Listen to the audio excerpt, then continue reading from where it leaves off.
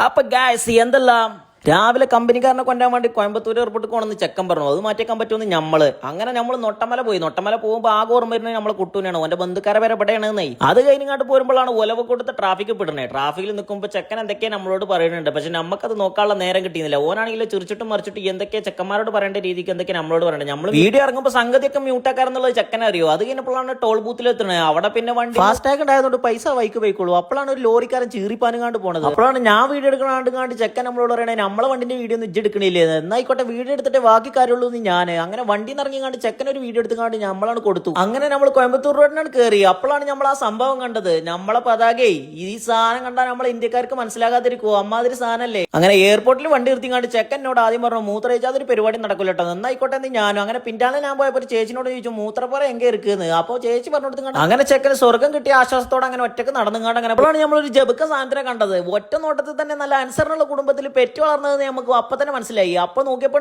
Camera കണ്ടമാനം നിർത്തിട്ട് പോകണം. ഞാൻ വരുന്നതായിട്ട് ബല അറിഞ്ഞോ. പിന്നല്ലേ മനസ്സിലായത് ഞാനല്ല കോൺഗ്രസിന്റെ വലിയതോ നേതാവാണ് വരുന്നതെന്ന്. നമുക്കുണ്ടോ ഏറുന്നു മുഖ്യമന്ത്രി അല്ല പ്രധാനമന്ത്രി വന്നു കഴിഞ്ഞാൽ നമ്മൾ വീഡിയോ എടുക്കുന്ന ഒറ്റ വർത്താനം പോലോടെ. അങ്ങനെ മൂപ്പർക്കുള്ള വമ്പ സ്വീകരണമൊക്കെ കൊടുത്തുകൊണ്ട് ആളെ മൈക്കന്റെ പീഠത്തിന്റെ അടുക്കാണ് കൊണ്ടുപോയി നിർത്തി. നമ്മൾ അവിടെ നിൽക്കുന്നോണ്ടാണ് ആൾക്കൊരു ബലം നെയ്യ്. അല്ല ആളത് പറയും ചെയ്തു. പിന്നെണ്ട് ആള് രണ്ട് ഡയലോഗാ.